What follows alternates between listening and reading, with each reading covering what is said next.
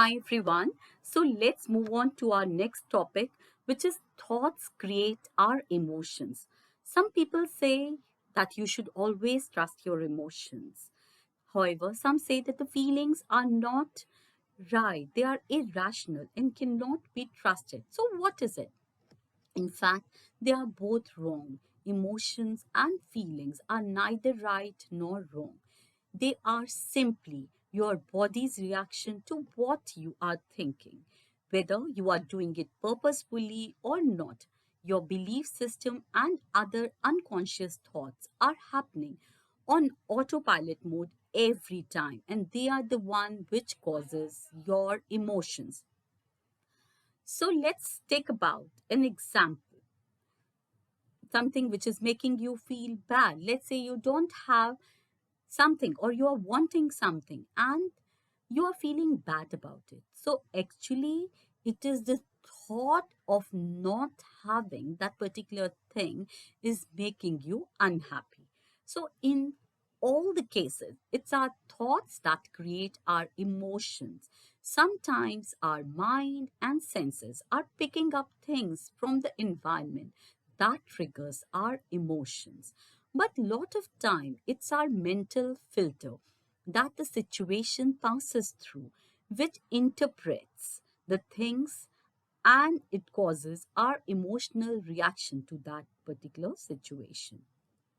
So if you think we have control over our thoughts, yes, we can control them.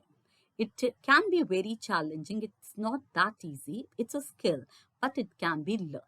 So, what you have to do is you have to recognize a particular emotion, identify thought behind it, and change that thought.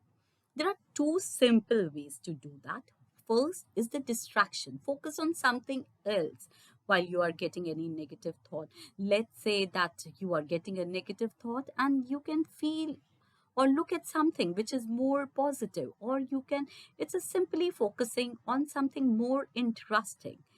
But the thoughts sometimes are the ones which cannot be just ignored. They are very, very powerful, and you just can't distract yourself from that. In that situation, what do? You can reach out for a new perspective that helps you to think differently about the situation, and hence you can feel better. I'll give a quick example. A man visited his friend's house and went into the kitchen to make some tea.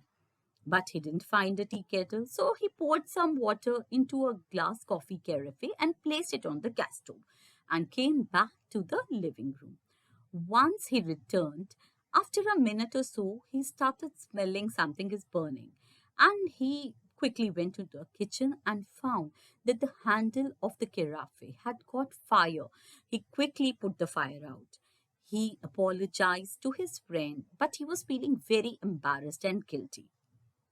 His friend, on the other hand, was laughing and complimented him on his fireman skills. Same situation, but different perspectives. And the result was also different for the different people. So the question is, how do I control my thoughts? It's very easy. May not be that easy, but yeah, it can be easily managed. Let's give your thoughts a name. Let's say Bob. So, whenever you are getting any negative thoughts, try to ignore Bob. Don't take him seriously. Or maybe you can try protecting the Bob. Maybe the Bob doesn't get easily influenced. So, you always ask yourself, if you really believe what everyone is saying, pay special attention for any thoughts coming from Bob. Choose what you want Bob to be exposed. Keep on observing your Bob. And remember, what is Bob? Bob is your thoughts. So, as often you can remind yourself to watch your Bob, notice what the Bob is thinking about. If you don't like what the Bob is thinking, choose a new thought. You are in charge. This is important because if Bob is thinking about something which you don't want or something that worries you.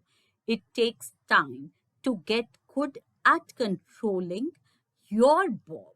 You will notice times when Bob runs off the tangent of some terrible thoughts without you even noticing them. So just notice when the Bob is doing that and you can whack Bob on the head. Whack him and say, "Bad Bob."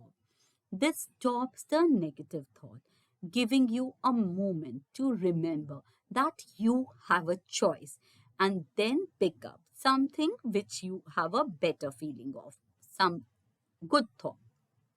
The more you observe Bob, the better you will get catching him right in the act. You will be able to interrupt Bob before your emotions spiral out of control. So now you know how to control your Bob. Just ignore him, protect him from unwanted thoughts, and observe him.